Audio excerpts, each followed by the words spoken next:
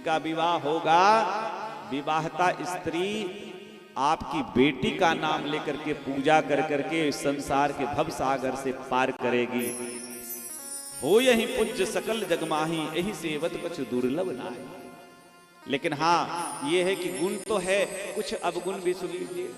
कहा कि आपकी बेटी का जो विवाह होगा उसमें ऐसे जोगी जटिल अकाम मन, नगन अमंगल बे, अस्वामी यही कह मिलही, परिहस्त असिरे। बोलो भक्तवत्सल भगवान की। जोगी होगा, अकाम होगा, बिना वस्त्र के होगा, ऐसा स्वामी मिलेगा। महाराज ये सारे लक्षण जो होते हैं सब भगवान शिव में घटित होते हैं। और नारद जी कहते हैं कि अगर भगवान शिव से अगर विवाह हो, भगवान शिव के वास्तविक स्वरूप जो है न कैसा है, ये शिव पुराण में वर्णन है। शिव पुराण में जो विवाह के समय का प्रकरण है, या मानस में नहीं वर्णन है, वहां तो मैना ऐसी हट कर गई। कहा जब तक शिव अपने स्वरूप में नहीं आएंगे, जब तक हम अपनी बेटी का विवाह नहीं करेंगे। यहां भी जिद की है, लेकिन शिव पुराण में वर्णन है शिव जी का ऐसा सुंदर स्वरूप है कि देख करके उतना सुंदर किसी देवता का नहीं, दिव्य स्वरूप है। बोलो भक्तवत्सल भगवान की जय। आइए भगवान शिव का एक भजन तो होना चाहिए। ऐसी सुबह न आए, आए न ऐसी शाम, ये भजन सबको आता है, इसलिए हमारे साथ आप लोग गुनगुनाइए। ऐसी सुबह न आए, आए न ऐसी शाम, जिस दिन जुबा पे मेरी, जिस दिन जुबा पे मेरी, आए न शिव का नाम। ऐसी सुबह न आए, आए न ऐसी शाम, ऐसी सुबह न आए, आए न ऐसी शाम। दोनों हाथ से। जिस दिन जुबा पे मेरी, जिस दिन जुबा पे मेरी, आए न शिव का नाम। ऐसी सुबह न आए, आए न ऐसी शाम, ऐसी सुबह न आए, आए न ऐसी शाम।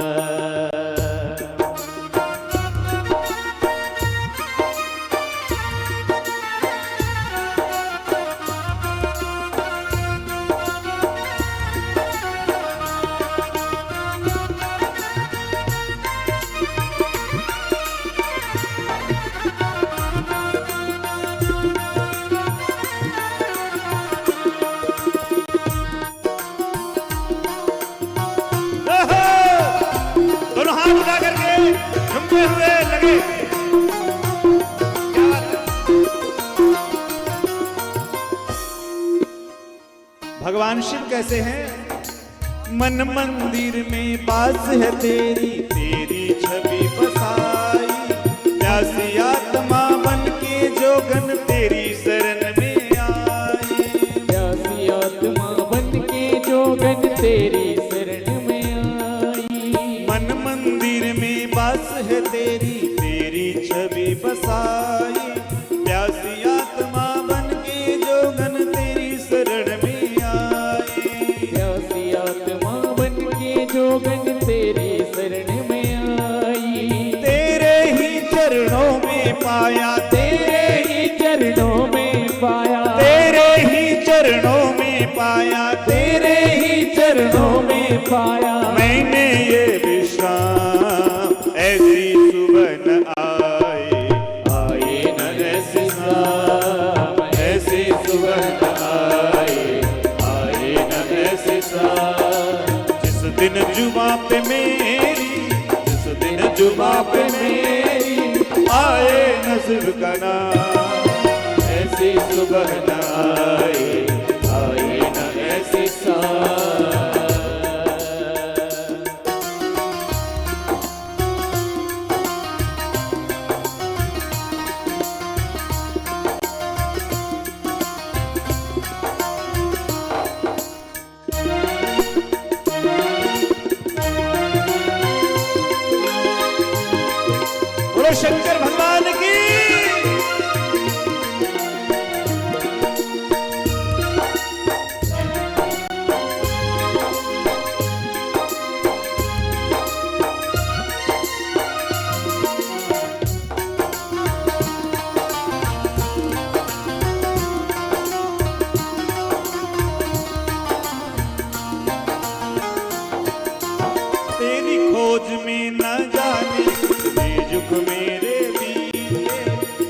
में काम क्रोध मत हारे, हे भोले तुम जीते, हे भोले तुम जीते, हे भोले तुम जीते।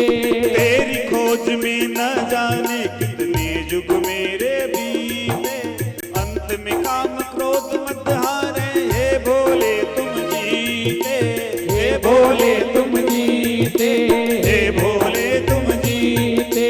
मुक्त किया तूने प्रभु मुझको, मुक्त किया तूने प्रभु मुझको, मुक्त किया तूने प्रभु मुझको, मुक्त किया तूने प्रभु मुझको। शत शत है प्रणाम, ऐसी सुबह न आए, आए न ऐसी सांझ, ऐसे सुबह न आए, आए न ऐसे सांझ।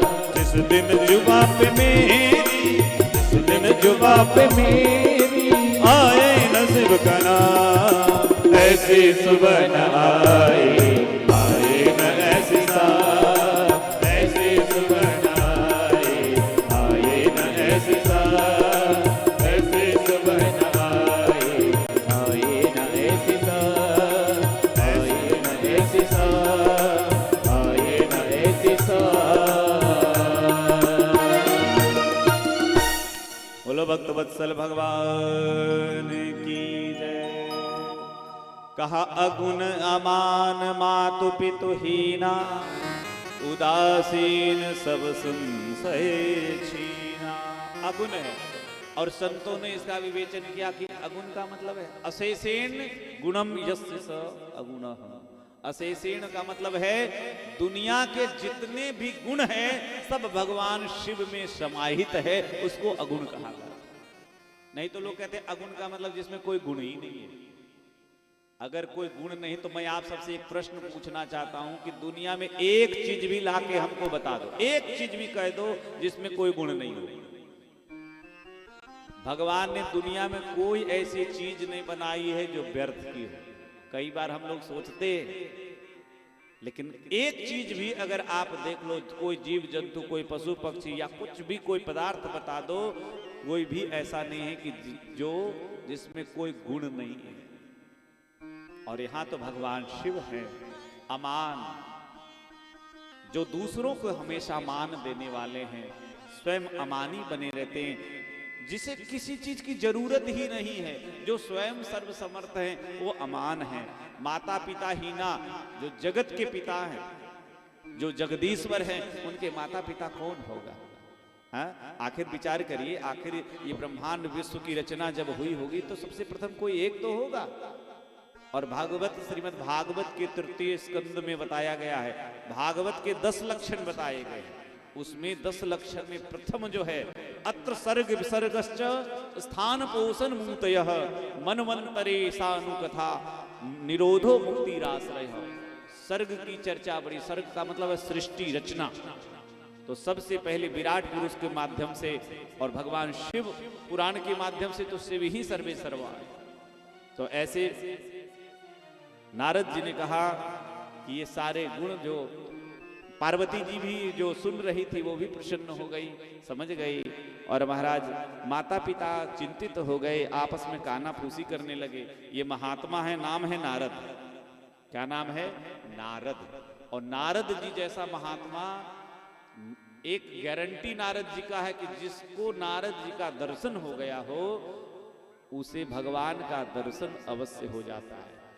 नारद जी जिससे भी आप देख लीजिए, जहां भी नारद जी गए भगवान का दर्शन उसको मिल गया है। जिसका वचन कभी रद्द नहीं होता, नारद जी महाराज के वचन कभी खाली नहीं हो सकते। मृषा न होई देव ऋषि वाणी, इनकी वाणी कभी झूठी नहीं हो सकती है। और दोनों दंपति बड़े दुखी हो गए। नारद जी ने कहा कि देखो हे राजन, आप दुखी ना हो, क्योंकि बिटिया रानी भी जो आई है ना अपने अपने भाग्य के, यदि आप सोचते हैं कि हम करने वाले हैं तो ऐसा नहीं है। अपनी भाग्य लेकर के वो आई है। कह मुनीस हिमवंत सुनु, जो विधि लिखा लीलार, देव दनुज नर नाग मुनि को न मेटन हार। कोई भी इसको मिटाने वाला नहीं है। इसलिए हमने जो भी जे जे बर के दोष बखाने, ते सब सिपहि मैं अनुमाने, ऐसा लग रहा है।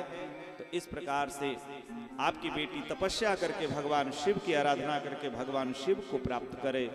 ऐसा उपदेश श्री नारद जी ने दिया।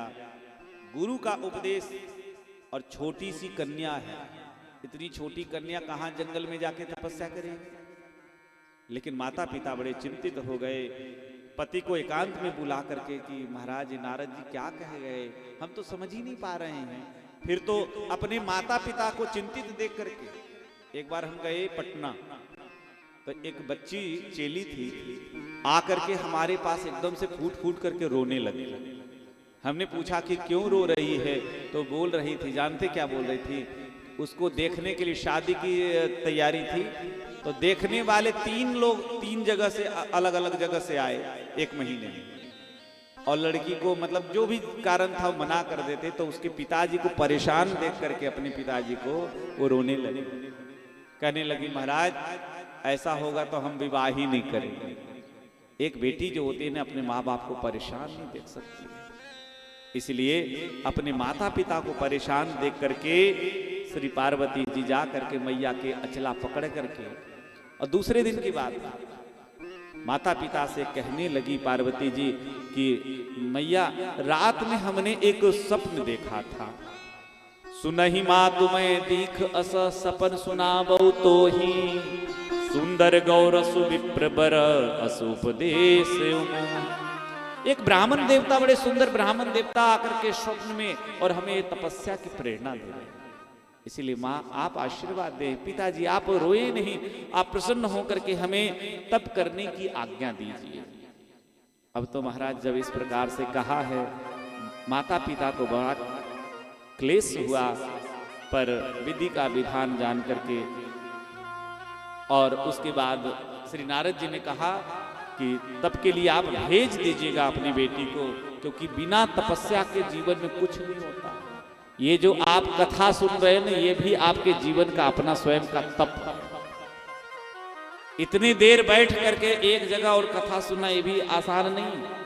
पूजा करते करते इधर हाथ पैर इधर दुखने लगता है, उधर दुखने लगता है, और 3 घंटे से कथा सुन रहे हैं, ये भी तप है। और यही तप के कारण जब सृष्टि में जब ब्रह्मा जी पैदा हुए, विराट पुरुष के नाभि से कमल निकला, उस कमल पर ब्रह्मा जी को कुछ समझ में जब नहीं आया, तो केवल इस ब्रह्मांड में 2 शब्द सुनाई पड़े, त और प, और उन्होंने हजारों वर्ष की तपस्या की, तो भगवान का वांग्मय विग्रह वेद उन्हें प्राप्त हुआ, आकाशवाणी हुई, भगवान ने दर्शन दिया और सृष्टि करने की आज्ञा दी।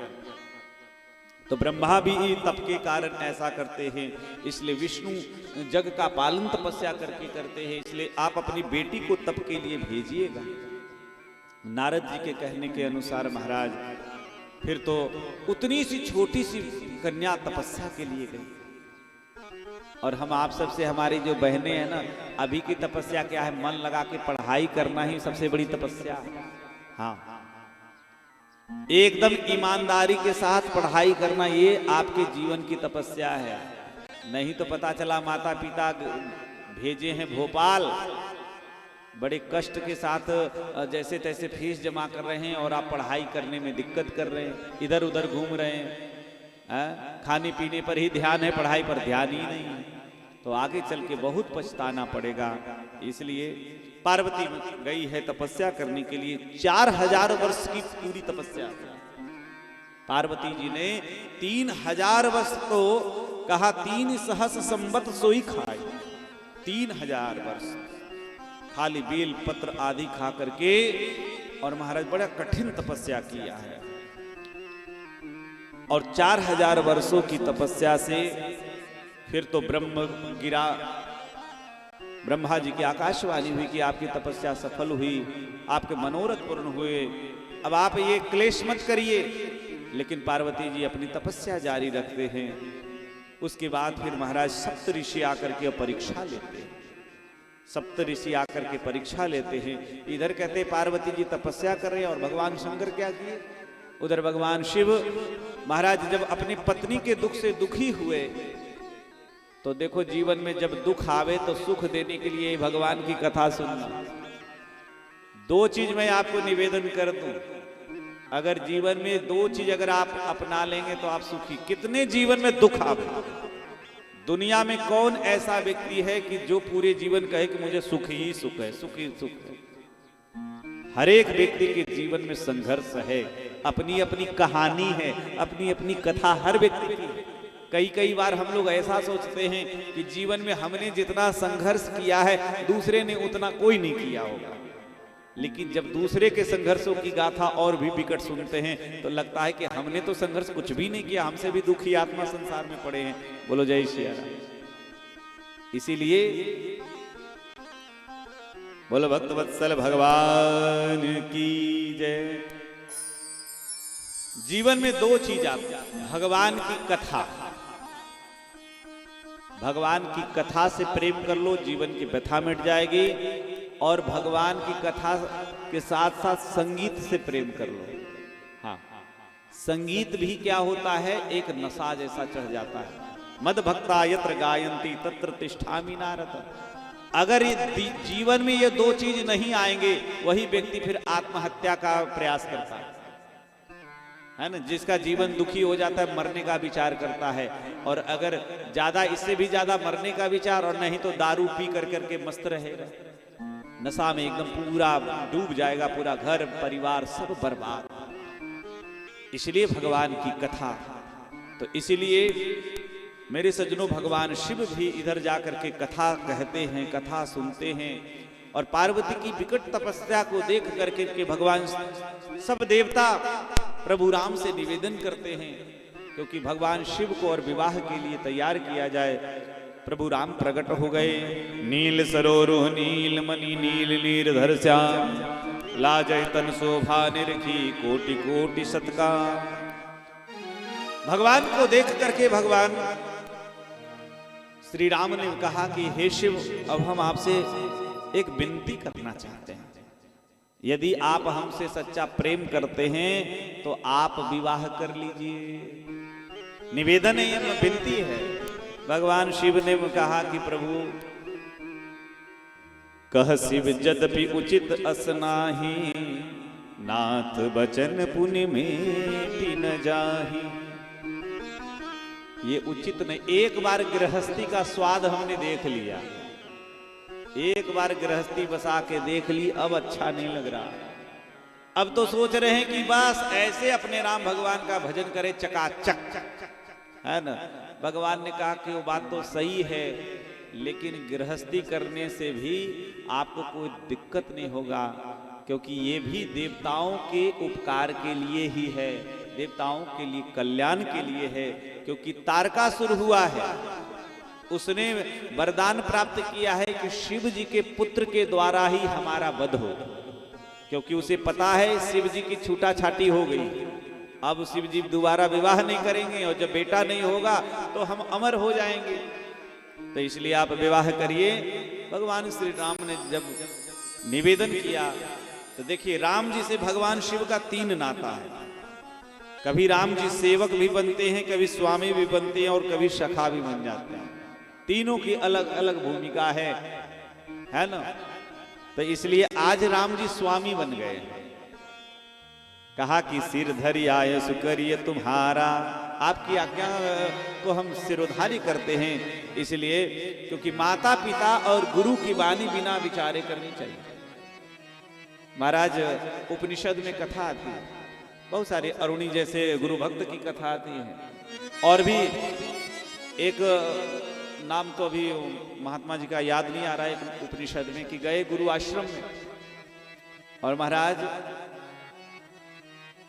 केवल गुरु ने आज्ञा दी कि गाय चराओ, पढ़ाई नहीं, गाय चराओ।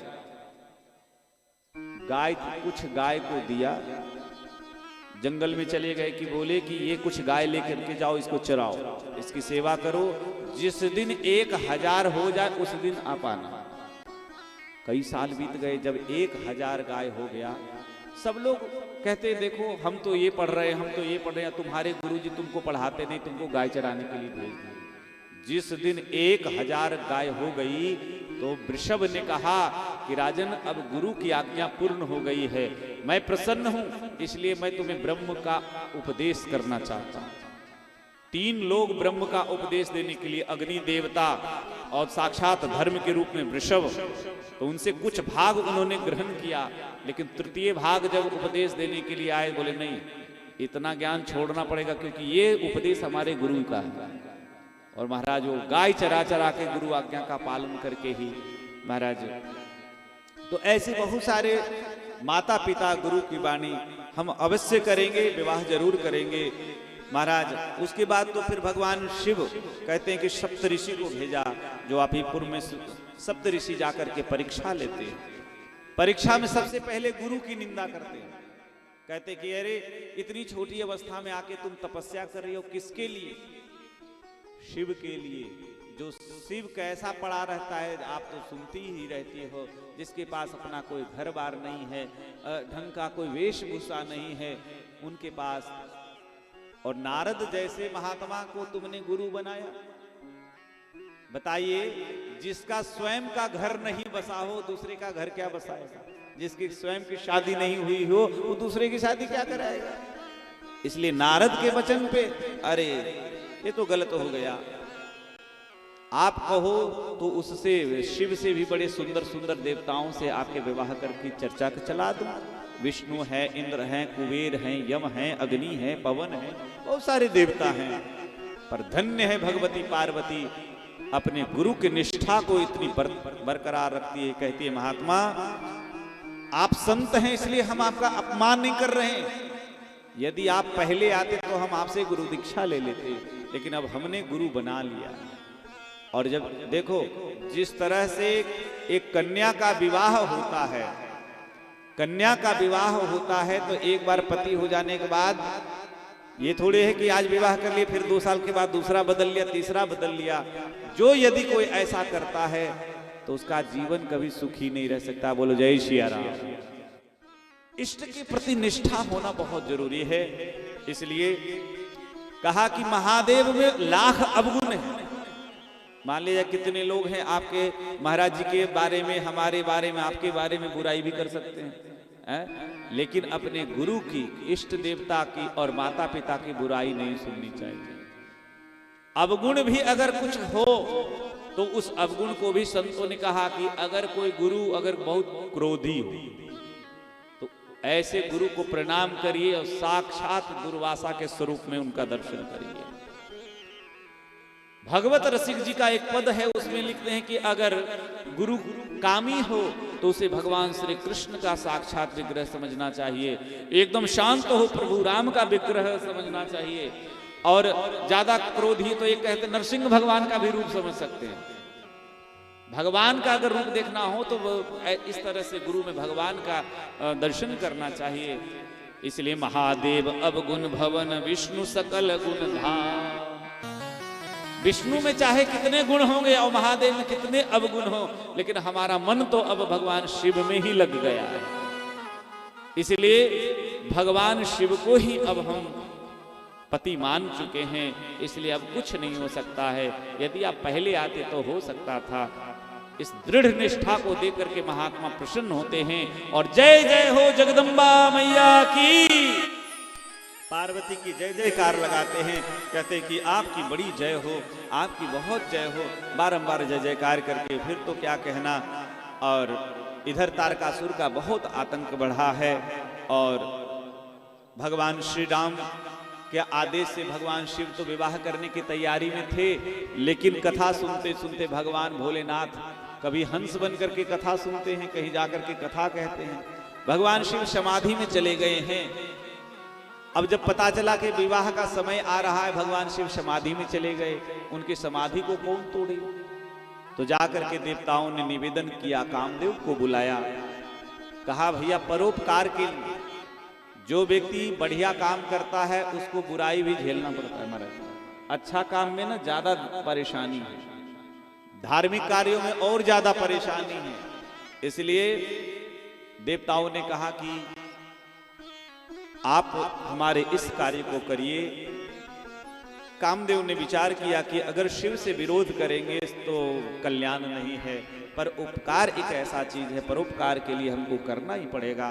कामदेव अपने पूरे समाज के साथ, जहां भगवान भोलेनाथ विराजमान हैं, जा करके वसंत ऋतु और साथ में अप्सराओं को लेकर करके और जा करके इतना अपना शीतल मंद सुर विबहबाऊ जितने काम के अस्त्र से सब फैला दिया। 5 जो है उसके पास बाण है, 5 शब्द स्पर्श रूप रस गंध पुष्पों की 5 पुष्पों की वो बाण लिए हुए और भगवान शिव के ऊपर प्रहार करना प्रारंभ किया। और अंत में जो जब 5 बाण का अंतिम बाण जो ही भगवान पर शिव पर प्रहार करता है, भगवान शिव की समाधि छूट जाती है।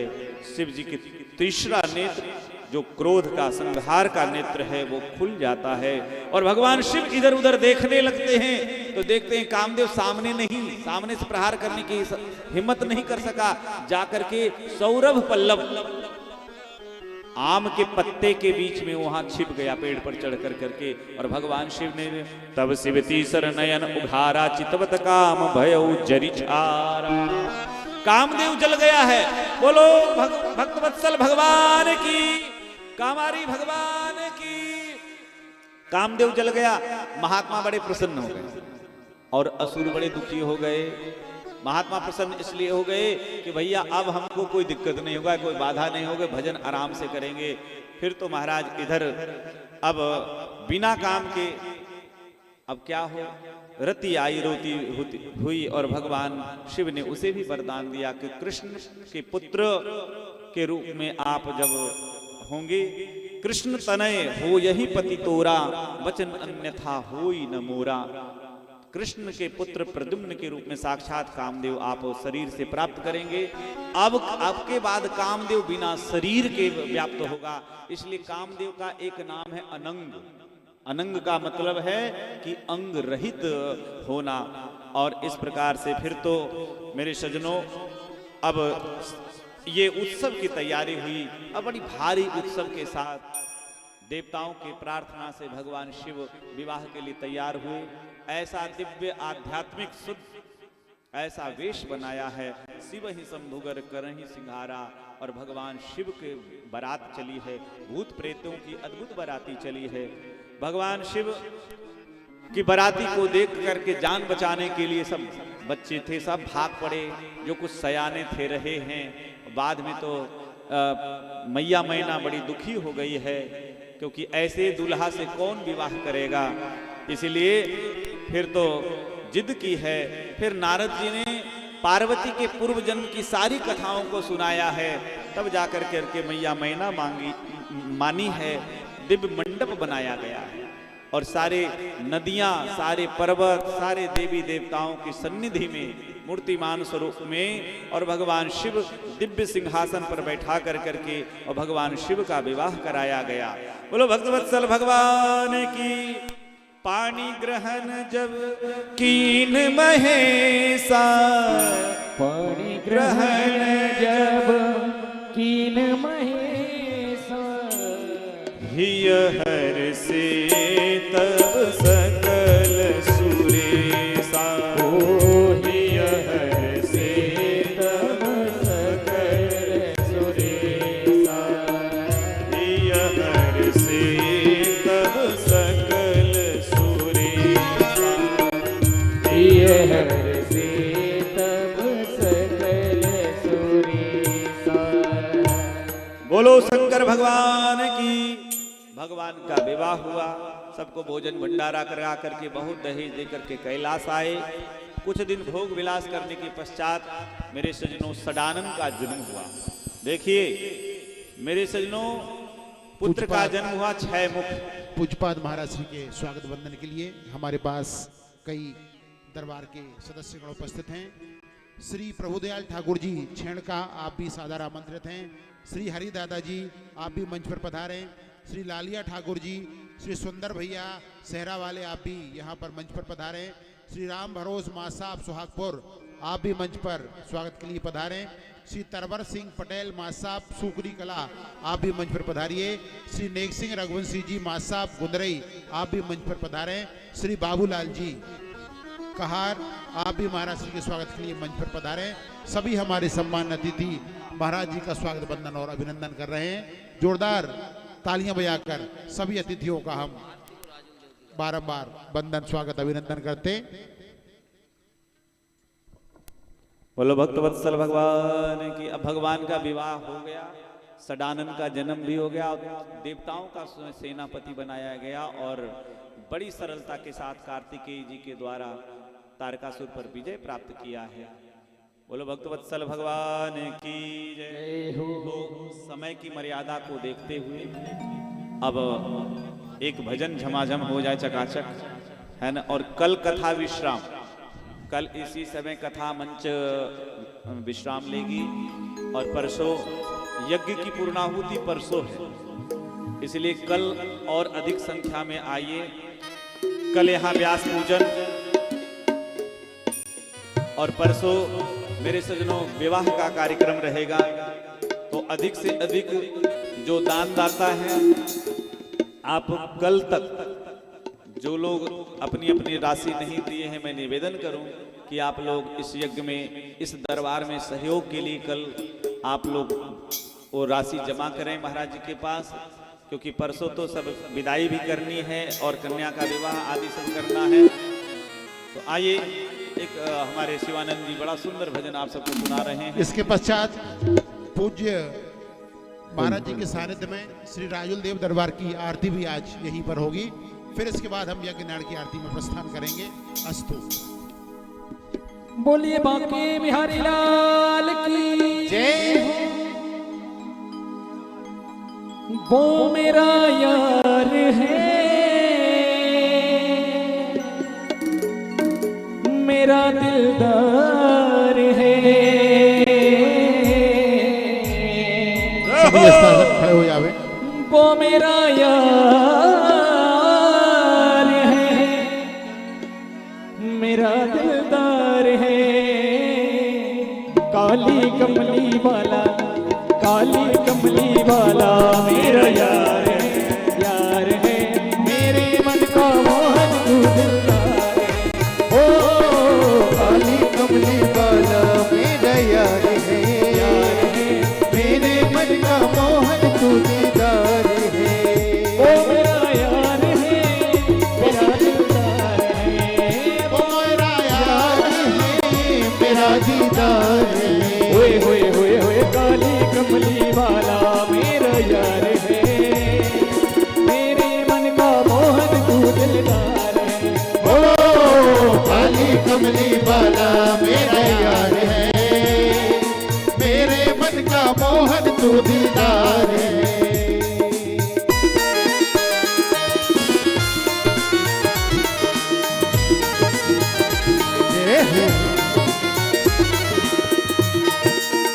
दोनों हाथ उठा करके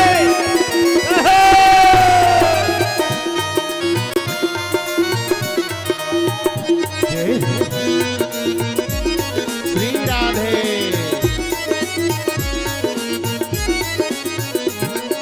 तू मेरा मैं तेरा प्यारे, ये जीवन बस तेरे सहारे। ये जीवन बस तेरे सहारे, ये जीवन बस तेरे सहारे।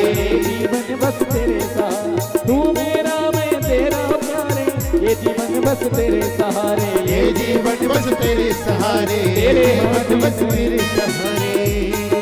जीवन की पतवार है, तेरे हाथ इस जीवन की पतवार है। मेरे मन का मोहन तू दिलदार है। ओ काली कमली वाला मेरा यार है, मेरे मन का मोहन तू दिलदार है।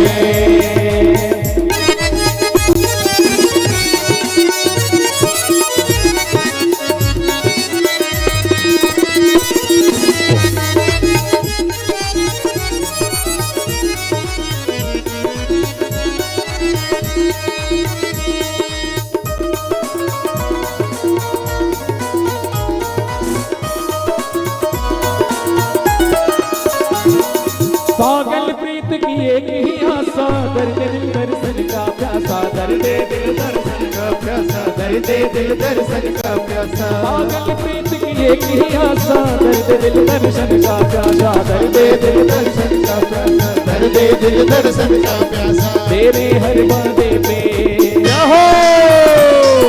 तेरे हर वादे पे मुझे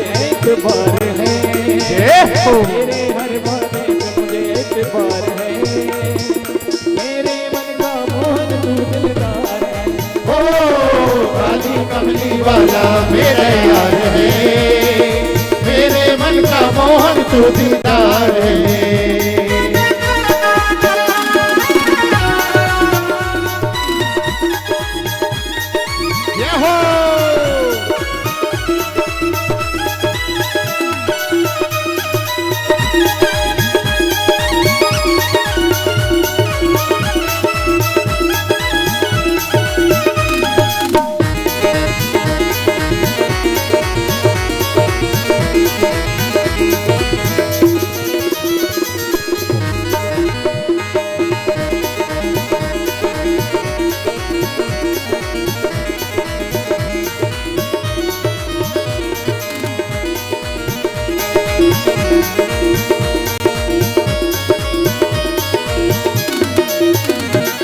तुझको अपना मान लिया है, ये जीवन तेरे नाम किया है, ये जीवन तेरे नाम किया है, ये जीवन तेरे नाम किया है। तुझको अपना मान लिया है, ये जीवन तेरे नाम किया है, ये जीवन तेरे नाम किया है, ये जीवन तेरे नाम किया है।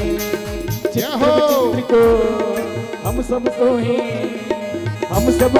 बस तुझसे ही प्यार है, हम सबको ही बस तुझसे ही प्यार है। केवल हे ठाकुर तुझसे ही प्यार है कहते हैं। न पीने का शौक था, न पिलाने का शौक था, हमें तो बस नजरें मिलाने का शौक था। जय हो। न पीने का शौक था, न पिलाने का शौक था, हमें तो बस नजरें मिलाने का शौक था।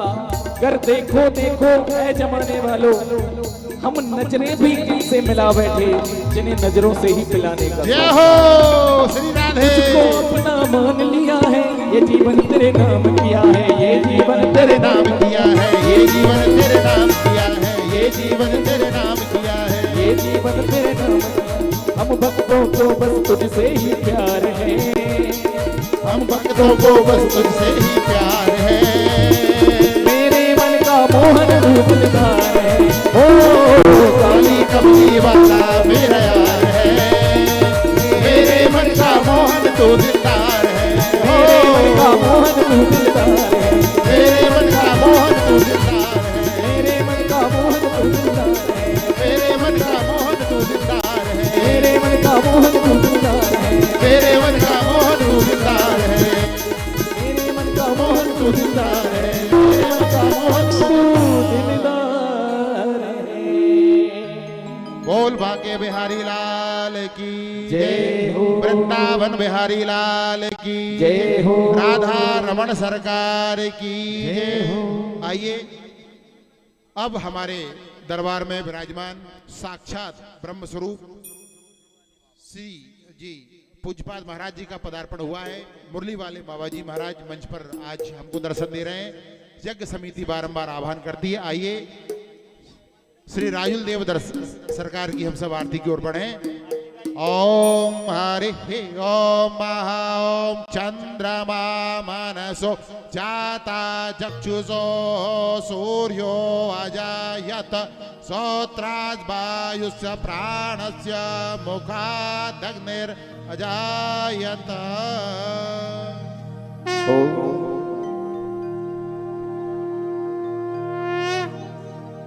ओम जय राजुल देव हरे, स्वामी जय राजुल देव हरे।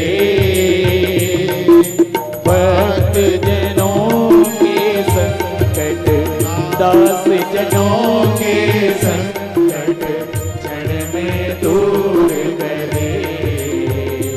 ओम जय राजुल देव हरे। पिता भोगी माँ कजला रानी, ओ देवा माँ कजला रानी। झूमकत झांझ मृदंगा, झूमकत झांझ मृदंगा। 14 घड़ी माने।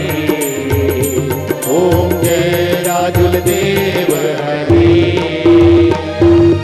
नामकरण हित पूना, धन जी भाट भयो। ओ स्वामी धन जी भाट भये। गायन कला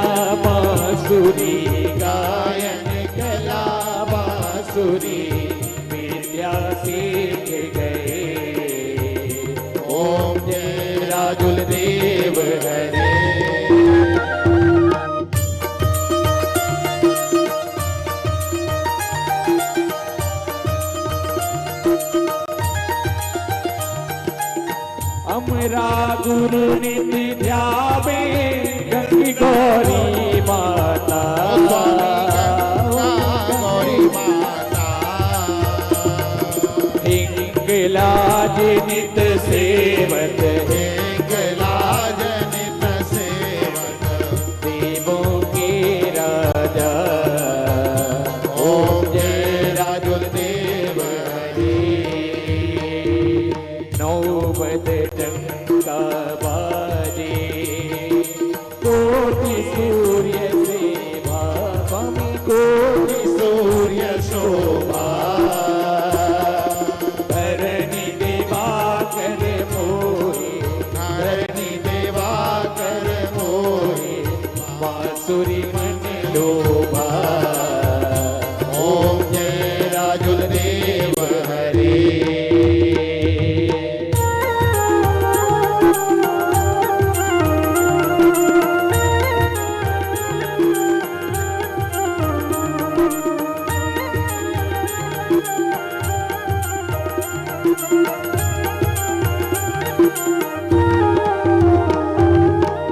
नील बछेरा राजत राज तिलक पायो राज तिलक पायो स्वर्ण सिंहासन बैठे स्वर्ण सिंहासन बैठे श्वेत ध्वजा भायो हरि राजुल देव हरि हृदय जोगन मालन हर जो जीत लिए ओ स्वामी हर जोगी तलिए माथन भाला बंसी हाथन भाला बंसी कमर कटार लिए ओम जय राजुल देव हरि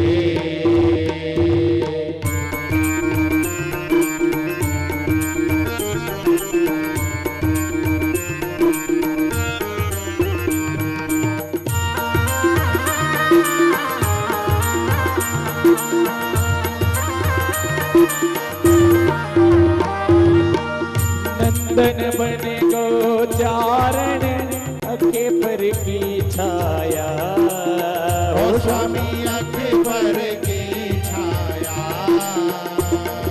नौलख गौवन घेरा नौलख गौवन घेरा यह अद्भुत माया ओम जय राजुल देव हरि कंचन थाल में राजत सात दिया सोहे साथ दिया सोहे धूप दीप फल मेवा धूप दीप फल मेवा देव देखे मोहे ओम जय राजुल देव हरि श्री राजुल जी की आरती जो कोई नित्य गावे ओ स्वामी जो कोई नित गावे पूरा भगत धन वैभव पूरा भगत धन वैभव तेरी शरण पावे ओम जय राजुल देव हरि ओम जय राजुल देव हरि स्वामी जय राजुल देव हरि भक्त जनों के संकट दास जनों के संकट क्षण में दूर करे ओम जय राजुल देव हरि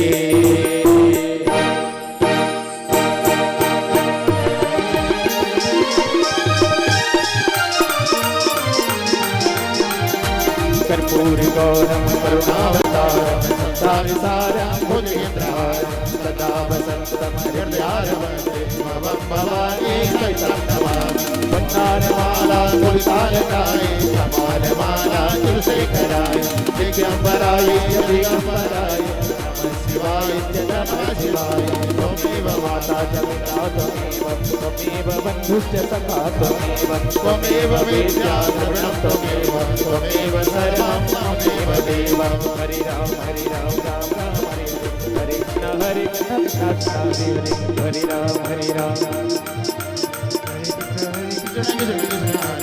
हरे राम हरे राम राम राम हरे कृष्ण हरे कृष्ण कृष्ण कृष्ण हरे हरे हरे राम राम राम हरे हरे कृष्ण कृष्ण कृष्ण हरे